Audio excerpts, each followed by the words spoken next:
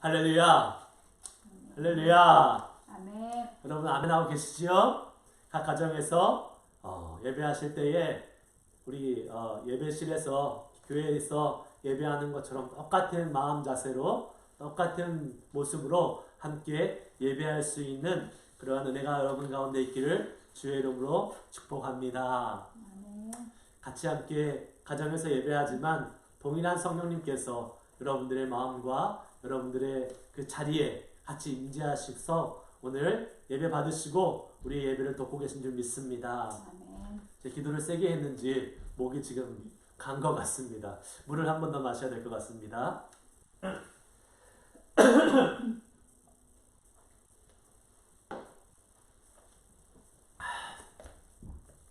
여러분 한 주간 어떻게 지내셨어요? 쉘터인 플레이스 2주차를 보내고 있습니다. 만만치 않지요? 네, 집에서 지낸다는 것, 계속해서 우리의 자유가 제한된 상태로 살아가는 것이 쉽지만은 않습니다. 그러나 이 또한 하나님이 우리에게 주신 시간임을 믿습니다. 각 가정마다, 각 개인마다, 또 교회마다, 그리고 이 나라와 민족적으로도 하나님이 이 시간을 우리에게 주신 시간이기 때문에 우리는 이 시간을 통해서 그 하나님의 뜻이 무엇인지 늘 묵상하고 기억하고 기도해 보면서 우리의 삶을 점검하고 새롭게 할 수 있는 복된 시간이 될 수 있기를 다시 한번 축복합니다. 하나님이 분명 뜻이 있어서 이 시간을 우리에게 주셨는데 여러분 이 시간을 그냥 헛되이 흘려보내지 마시고 정말로 하나님과 친밀히 교제하면서 나에게 주시는 하나님의 음성이 무엇일까? 나에게 다시 한번 하나님께 집중할 수 있는 기회를 주셨는데 하나님 무엇을 저에게 원하십니까? 우리 가정에게 무엇을 원하십니까? 우리 교회, 이 나라와 민족에게 무엇을 원하십니까?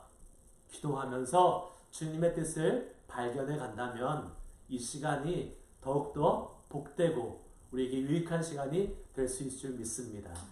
무엇보다도 그동안 우리가 주님 앞에 함께 모여서 예배할 수 있는 그러한 이 놀라운 은혜를 주셨는데 그것을 소중히 여기지 못했던 것을 다시 한번 회개했으면 좋겠습니다. 여러분 집에서 예배하는 것 편하고 좋을 수는 있지만 같이 함께 모여서 믿음의 식구들과 함께하는 함께하는 예배의 공동체를 할 수 없다는 것이 얼마나 안타깝습니까? 그동안 그냥 너무나 자연스럽게 당연하게 여겼던 그것을 다시 한번 감사할 수 있는 시간 됐으면 좋겠고요. 그 당연한 것을 감사하지 못했던 것을 주님 앞에 회개하면서 우리 모든 개인과 가정에 감사의 영이 다시 한번 회복될 수 있는 복된 시간이 되기를 간절히 소망하며 축복합니다. 아멘. 오늘 말씀을 나누면서도 감사가 넘쳐나고 그 주님 우리와 함께 하시는 그 주님의 놀라우신 신실하심을 인해서 감사와 찬양을 드리면서 계속해서 말씀을 함께 나누기를 소망합니다. 오늘 말씀의 제목은 두려움을 극복하는 믿음입니다. 한번 따라해 볼까요? 두려움을 극복하는 믿음. 두려움을 극복하는 믿음. 아멘. 신명기 말씀을 같이 함께 보는데요. 신명기는 40년간의 광야 생활을 마친 출애굽 2세대. 출애굽 1세대는 광야에서 다 죽었지요. 그리고 출애굽 때 할 때 어린 아이들이나 아니면 광야에서 태어난 출애굽 2세대들이 요단강을 건너기 전에 모압 평지에서 모여서 모세를 통해서 듣는 이 설교의 말씀입니다. 광야에서 하나님이 어떻게 도우셨는지를 모세가 다시 한번 상기시키고 또 율법이 무엇인지를 그들에게 가르치면서 가나안 땅에 들어갔을 때에 이 이스라엘 백성, 하나님의 선택받은 백성으로서 어떻게 살아야 될지를 마지막으로 당부하고 부탁하는 부분이 바로 이 신명기의 말씀입니다. 그러한 모세의 그 마지막 설교에서 가장 처음 시작되는 부분이 바로 신명기 1장인데 그 설교의 시작이 가데스 바네아에 있었던 38년 전 사건으로 돌아가게 됩니다. 38년 전 가데스 바네아에서 무슨 일이 있었습니까? 여러분들 아마 잘 아실 거예요. 출애굽한 이스라엘 백성들이 시내산에 도착합니다. 시내산에서 1년여간 하나님으로부터 율법을 받고 그곳에서 하나님과 교제하면서 지내다가 이제 드디어 그들의 여정을 시작하면서 가나안 가는 길목에 가데스 바네아라는 그러한 지명이 나타나서 거기에서 이제 가나안으로 들어가기 위한 준비를 하게 됩니다.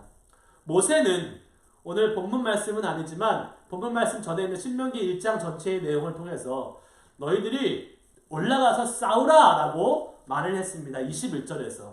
그런데 백성들이 어떠한 제안을 하냐면 우리가 그냥 올라가는 것보다 그곳에 정탐꾼들을 보내서 먼저 가나안 땅이 어떤지 그들의 지리가 어떤지 상황이 어떤지를 살펴보고 온다면 우리가 그곳에 싸우러 들어가는데 더 유리할 것 같습니다 라는 제안을 하고 모세는 그 제안을 좋게 여겨서 이제 정탐꾼을 뽑아서 보내게 됩니다. 그곳이 바로 가데스 바네아라는 곳이에요. 자, 여러분 한번 생각해 보십시오. 지금 이스라엘 백성은 아주 중요한 순간을 맞이하고 있습니다.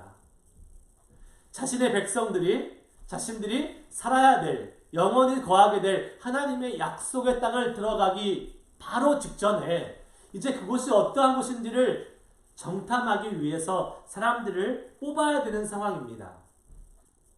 아주 중요한 순간에 보내야 될 사람들을 뽑을 때에 여러분들 같으면 어떠한 사람들을 뽑겠습니까? 그냥 아무나 생각나는 대로 그냥 보통 사람을 뽑겠습니까? 아니면 그래도 다른 사람들보다 뛰어나고 또 머리도 비상하고 힘도 좋고 아주 괜찮은 사람, 뛰어난 사람들을 뽑겠습니까? 당연히 훌륭한 사람들을 뽑아서 보내겠지요. 네, 아무나 뽑지 않았습니다. 특별한 사람, 정말로 거기에 합당하고 적합한 사람을 뽑아서 보냈을 것입니다. 그렇게 해서 각 12지파에서 12명의 정탐꾼들이 뽑혔습니다. 여러분 생각해 보십시오. 수십만의 사람 중에서 12명이 뽑힌 겁니다. 어떻게 보면 정말 대단한 사람들이 뽑힌 것입니다. 그리고 이 사람들을 가나안 땅으로 스파이로 정탐꾼으로 보내게 됩니다. 이들이 돌아와서 한결같이 한마디로 같이 의견의 일치를 이룬 것이 있습니다. 보고할 때에. 그것이 바로 25절에 나오는데요.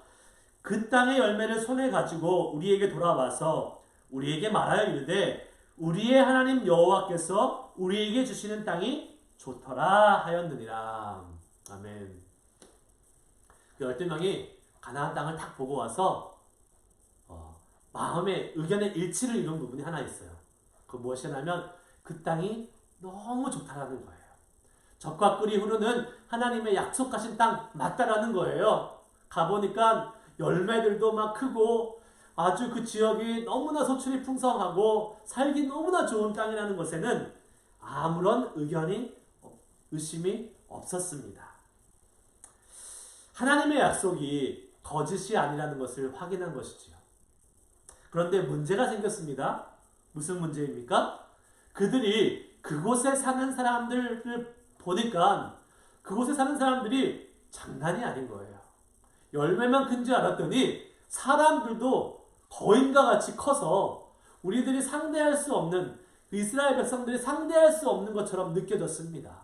또한 그곳에 건설되어 있던 성읍들, 그 성곽들이 너무나 높고 하늘을 찔 듯이 아주 견고하게 서 있어서 그것에 압도당해서 12명의 정탐꾼 중에서 10명은 부정적인 리포트를 하기 시작했습니다. 우리는 그들 앞에 서 있으니까 메뚜기와 같아. 우리는 그들 앞에 메뚜기와 같을 수밖에 없다라고 이야기를 하는 것을 보게 됩니다. 여러분 어떻습니까? 우리가 하나님 앞에서 많은 장애물을 만날 때에 그 장애물 앞에서 여러분 어떠한 반응을 보이는가가 참 중요합니다. 근데 그 장애물은 우리에게 두려움을 주지요. 무서움을 주지요. 우리에게 뒤로 물러나게 합니다. 그러나 우리에게 믿음이 있을 때에 그 장애물과 두려움을 극복하고 나아갈 수 있는 힘을 주님이 우리에게 주실 줄 믿습니다. 자, 그러한 믿음이 어떤 것인지 한번 보기를 원합니다. 첫 번째 믿음은 한번 따라해 보실까요? 믿음은 누구에게나 공평합니다. 믿음은 누구에게나 공평합니다. 여기 저는 12명의 정탐꾼들이 갔는데 10명이 돌아와서 부정적인 리포트를 한 것을 통해서 여기서 오히려 더 큰 은혜를 받았습니다. 무엇이냐면 여러분 각 지파를 대표해서 나올 만한 사람들이라면 정말로 남들보다 뛰어나고 월등히 앞서가는 사람들 것임에 분명합니다. 그렇지요? 그런데 이 12명 중에서 2명만 믿음의 리포트를 했어요. 나머지는 부정적인 리포트를 했다는 것입니다.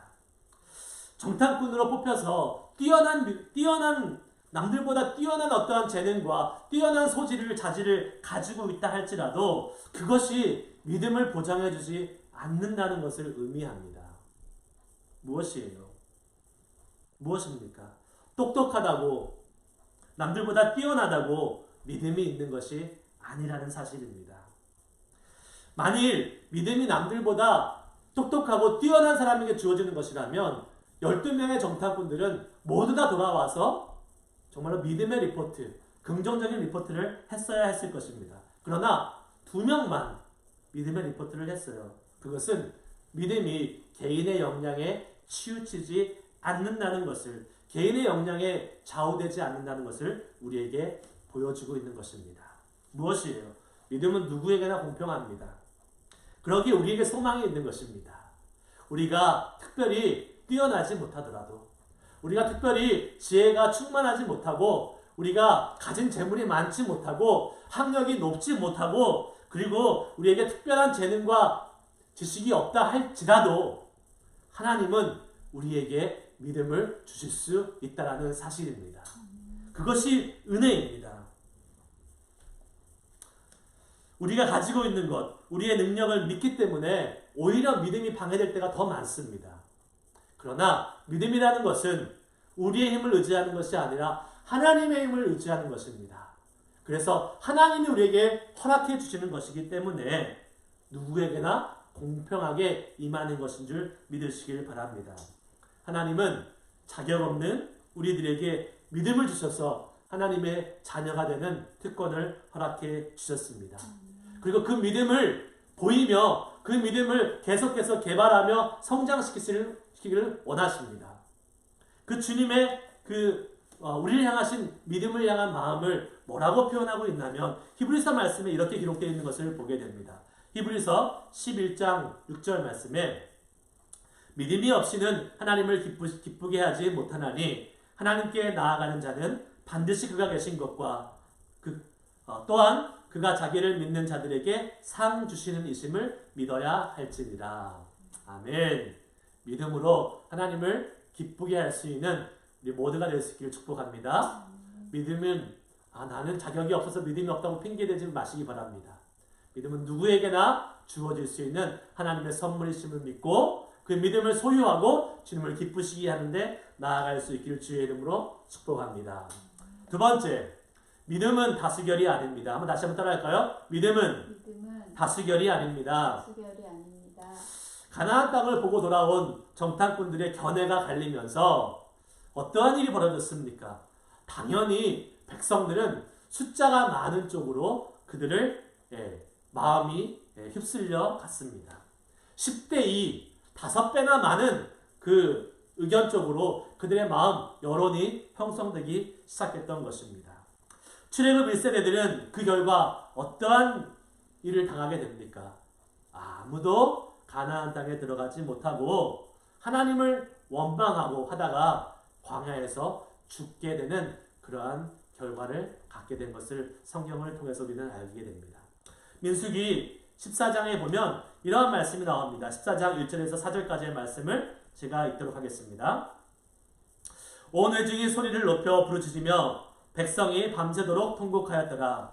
이스라엘 자손이 다 모세와 아론을 원망하여 온 회중이 그들에게 이르되 우리가 애굽 땅에서 죽었거니와 이 광야에서 죽었으면 좋았을 것을 어찌하여 우리가 여호와가 우리를 그 땅으로 인도하여 칼에 쓰러지게 하려 하는가? 우리 처자가 사로잡히리니 애굽으로 돌아가는 것이 낫지 아니하랴. 이에 서로 말하되 우리가 한 지휘관을 세우고 애굽으로 돌아가자 하매. 무슨 말입니까? 지금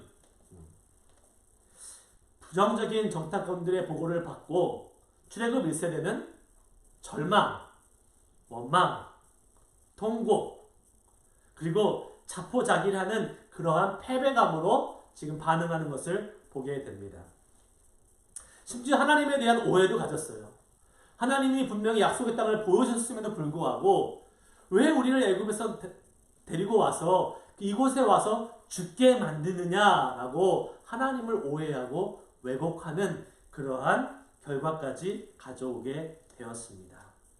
애굽의 삶은 노예의 삶입니다. 그런데 심지어 애굽으로 돌아가겠다라는 그러한 마음을 모아서 나아가는 것을 보게 되는 것입니다. 여러분, 지금 이스라엘 백성들이 왜 이러한 반응을 보였습니까? 이스라엘 백성들이 위기에 있습니까? 지금 가나안 사람들이 쳐들어오기라도 했습니까? 아닙니다. 아무런 위협도 없고 아무런 공격도 받지 않은 상황에서 오직 그들이 보고 온 것, 가나안 땅에 있는 그 많은 사람들, 그리고 높은 성읍들, 그것이 가져온 두려움 때문에 그들이 지금 이렇게 마음이 쫄려서, 마음이 작아져서 지금 애굽으로 돌아가겠다라는 그러한 이런 말도 안 되는 고백을 하고 있는 것이 됩니다. 압도적인 숫자 5배나 많은 사람들이 부정적인 리포트를 하니까 그 리포트에 맞춰서 그 리포트의 마음이 넘어가서 그들이 지금 그렇게 반응하고 있는 것이지요. 여러분, 이것이 세상의 법칙입니다. 많은 사람들이 찬성하고 많은 사람들이 동조하면 여론이 형성되지요. 그리고 거기에 따라서 사람들이 움직이는 것입니다. 하지만 여러분, 많은 사람들, 다수의 사람들이 찬성하고 동조한다고 해서 그것이 진리가 된다면 그것은 사실이 아닙니다. 그것이 진리가 되지 않은 경우도 많다는 것을 우리는 반드시 기억해야 할 것입니다. 2000년대 초반에 한국에서 이런 일이 있었습니다. 여러분들 아마 기억하실지 모르겠어요. 미국에서 들어오는 소고기 수입 반대 운동이 크게 벌어졌던 적이 있습니다. 광우병이라는 병이 미국에서 들어오는 소고기에 다 들어있어서 그거를 먹으면 광우병이 걸린다. 결코 미국산 소고기를 수입하면 안 된다라는 그러한 반대 운동, 그러한 반대의 그런 의견들이 갑자기 생겨나면서 전국적으로 난리가 아닌 난리가 일어난 적이 있습니다. 데모도 하고 촛불 시위도 하고. 그런데 여러분, 그 미국산 소고기 미국에 그때 계신 분들 잘 드시지 않으셨습니까? 맛있게 드시지 않으셨습니까? 아무도 광우병에 걸린 사람 없지 않습니까?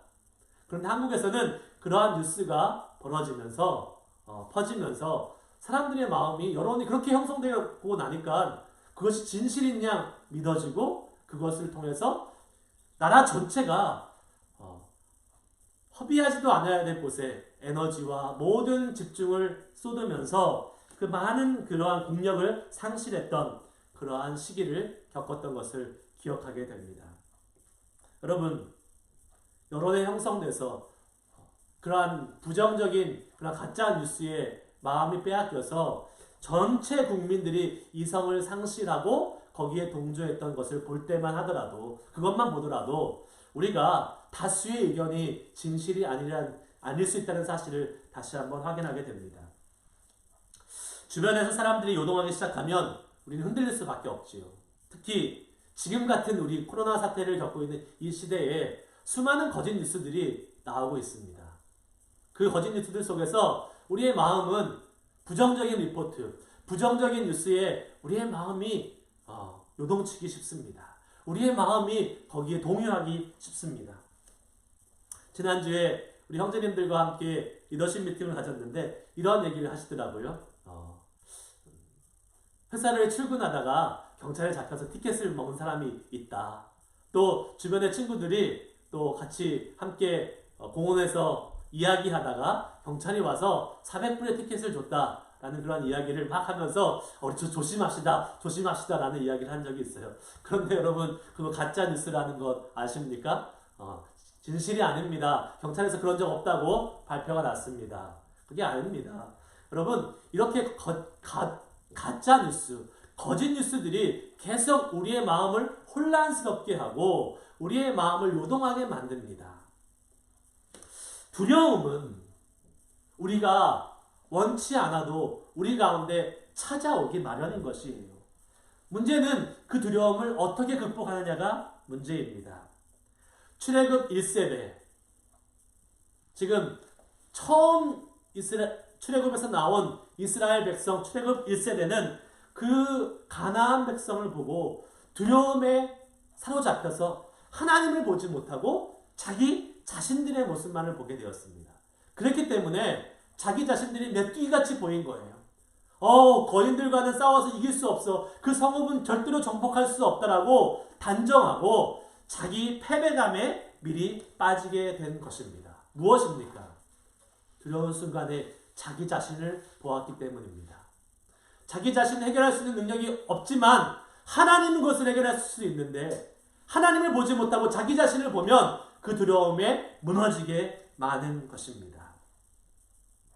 그런데 여러분 모세는 어떠한 말을 합니까? 모세는 그들을 향해서 이러한 믿음의 고백을 하는 것을 보게 됩니다. 그 고백이 29절에 나옵니다. 29절 말씀 함께 읽겠습니다. 시작. 내가 너희에게 말하기를 그들을 무서워하지 말라, 두려워하지 말라. 아멘. 모세가 그들을 무서워하지 말라, 두려워하지 말라 이렇게 말하는 것이 단순히 지금 막 소란스럽고 막 지금 사람들이 패닉 상태에서 애굽으로 돌아가자 하는 그 동요를 막기 위한 임시 방편적인 그런 정치적인 멘트가 아니었다는 것입니다. 모세는 확신을 갖고 있었어요. 무서워하지 말라, 두려워하지 말라. 왜 모세가 이렇게 말씀할 수 있었을까요? 계속해서 30절 말씀과 33절의 말씀을 읽어보면 그 답을 찾을 수 있습니다. 한번 볼까요? 30절 말씀 시작. 너희보다 먼저 가시는 너희의 하나님 여호와께서 애굽에서 너희를 위하여 너희 목전에서 모든 일을 행하신 것 같이 이제도 너희를 위하여 싸우실 것이며 33절 그는 너희보다 먼저 그 길을 가시며 장막 칠 곳을 찾으시고 밤에는 불로 낮에는 구름으로 너희 갈 길을 지시하신 자이시니라. 아멘. 아멘.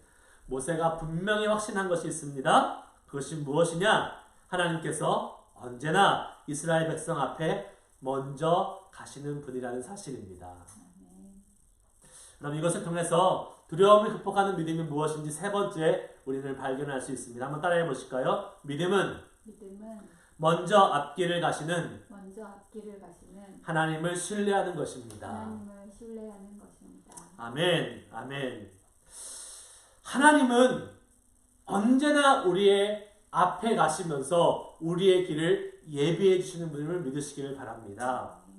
이스라엘의 출애굽의 여정을 보면 우리는 잘 알 수 있어요.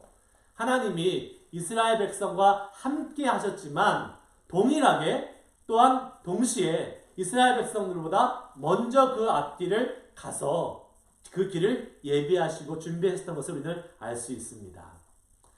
여러분, 이스라엘 백성들이 가나안 땅이라는 것을 알기도 전에 하나님은 이미 아브라함에게 그 땅을 보여주시면서 이 땅을 너희에게 주겠다라고 미리 약속해 주셨습니다. 무엇이에요? 하나님은 미리 그곳에 가셔서 아브라함에게 보여주신 거예요. 이스라엘 백성들이 태어나기도 전에 출애굽하기도 전에 이미 그곳을 이스라엘 백성들에게 허락해 주셨던 분임을 믿습니다. 하나님은 이미 가나안 땅의 상황도 다 알고 계셨어요. 그 땅에 거인들이 있고 그 땅의 성읍들이 크고 높다는 것들도 다 알고 계셨습니다. 미리 가 계셨기 때문에 그렇습니다. 그리고 하나님께서 미리 가 계셨다는 것은 미리 가서 그들의 발걸음을 인도하셨다는 것은 그분이 모든 것을 아시고 모든 것을 해결할 수 있는 힘과 능력을 가지고 있다는 것 또한 말씀하고 있는 것입니다.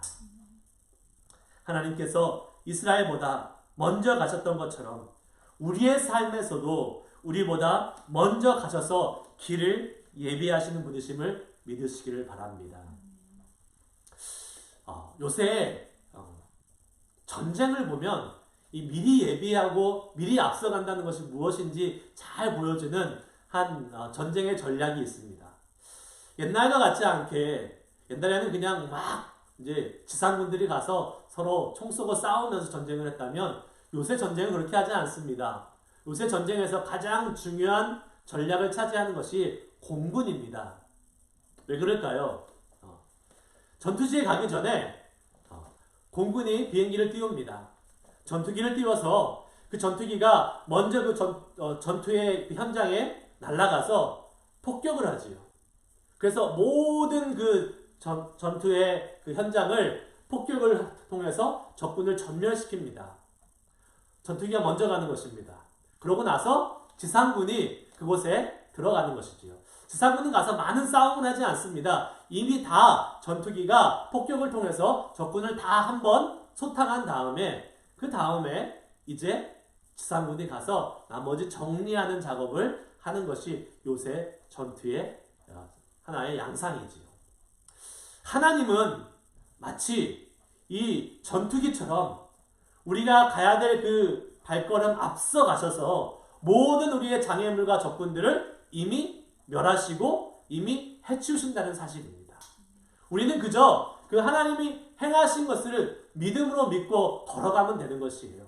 지상군이 특별히 많은 전투를 하지 않아도 그곳에 가서 전쟁의 승리를 얻을 수 있는 것처럼 우리도 먼저 앞서가시는 하나님을 신뢰한다면 우리는 승리를 차지할 수 있는, 승리를 누릴 수 있는 은혜가 우리에게 주어지리라고 저는 믿습니다. 2020년 3월 우리는 전혀 예상하지 못한 지금 시기를 지나가고 있습니다. 무엇보다도 갑작스럽게 황당한 게 벌어진 이 시간이 우리를 두렵게 할 수도 있고 우리의 마음을 불안하게 할 수도 있다라고 생각이 됩니다. 어느 때보다도 바이러스에 의한 공포감이 모든 사람들의 마음을 움츠러들게 합니다. 나도 바이러스에 감염될 수 있겠구나. 어떻게 해야지? 어떻게 해야지? 라는 그러한 공포감, 불안감이 우리 속에 있을 수 있어요. 사람들의 극도의 이기주의, 자기의 생필품들을 사재기하고 휴지 대란이 일어나고 지금 손 세정제, 세니타이저 같은 걸 살 수 없는 이러한 극도의 이기주의 현상들이 일어나면서 과연 나는 제대로 살 수 있을까? 라는 마음의 불안함이 가질 수도 있습니다. 또한 앞으로 미국과 전 세계에 벌어질 심각한 경제 위기를 고민하면서 어떻게 해야지? 우리 가정의 경제는 어떻게 될까? 라고 고민하면서 불안해하는 사람도 있을 것입니다. 이번 주에 한 형제님을 만났는데요. 벌써 그 회사에 50% 직원을 레이오프 하겠다고 발표가 이번 주에 났다고 하더라고요.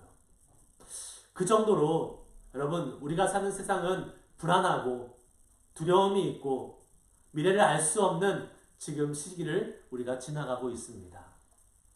그러나 분명한 사실 한 가지는 그러한 것들이 아무리 우리 앞에 있다 할지라도 하나님은 우리 앞에 이미 가 계시다는 사실을 믿으시길 바랍니다. 그분이 우리의 장애물을 이미 해결하시고 우리는 그 길을 그냥 편안히 걸어 들어가게끔 인도하실 거라는 사실을 믿으시기를 축복합니다. 하나님은 코로나 사태까지도 미리 아셔서 이러한 상황들 앞에 우리가 가야 될 길을 예비하고 계셨음을 믿음으로 나아간다면 두려움 앞에 벌벌 떨면서 어쩔 수 없이 가는 발걸음이 아니라 하나님을 믿음으로 신뢰하며 당당하게 그 길을 걸어갈 수 있는 우리의 발걸음이 될 수 있을 줄 믿습니다. 두려워해서 움츠러들어서 애굽으로 도망가는 그러한 것이 아니라 오히려 더 저 주님을 신뢰하며 믿음의 발걸음을 내딛고 나아간다면 우리는 약속의 땅 가나안을 얻었던 이스라엘 백성들처럼 이 코로나 사태에 발걸음을 딛고 나아가는 그 발걸음을 통해서 하나님이 우리에게 약속하신 놀라운 축복들을 받아 누릴 수 있는 사람들이 될 수 있으리라고 믿습니다. 그러기 위해서 여러분 우리 몇 가지 같이 함께 실천해 보기 원합니다. 첫 번째로 하나님이 우리 앞에 이 길을 걷고 계심을 믿음을 가지고 계시다는 사실을 믿고 그 믿음을 가지고 감사함으로 그 믿음의 발걸음을 떼기 원합니다. 하나님은 우리를 장애물 앞에 맞닥뜨려서 우리를 넘어뜨리시는 분이 아니라 그 장애물을 손수 치워주시고 우리는 그것을 누릴 수 있도록 하나님이 우리 길을 앞서 나가시는 분임을 믿고, 그러면 우리가 해야 될 일은 무엇일까요? 감사입니다. 감사. 부정적인 것을 생각하지 마시고 하나님은 우리에게 지금 허락해 주신 이 긍정적인 것들, 또 우리 가족과 개인과 그나마 우리는 지금 먹고 살고 자고 입고 하는 것에 걱정하지 않잖아요. 그것도 고민하는 사람들이 얼마나 많은지 모릅니다.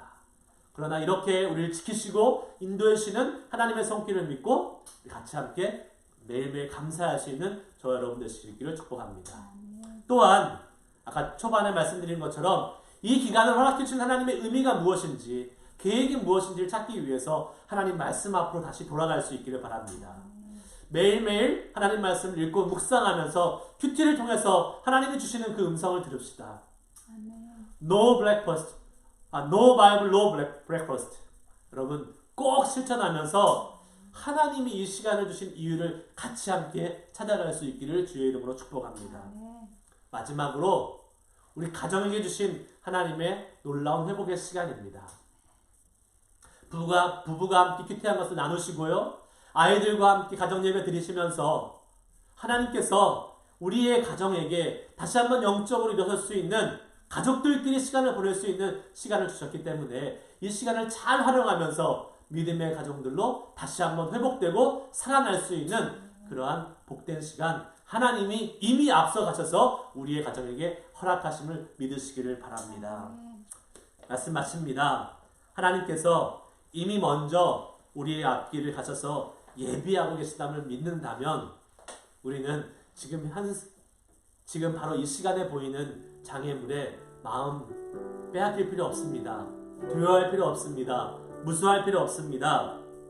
믿음으로 힘차게 이 두려움 극복하고 함께 나아갈 수 있기를 주의 이름으로 축복합니다. 함께 기도하시겠습니다.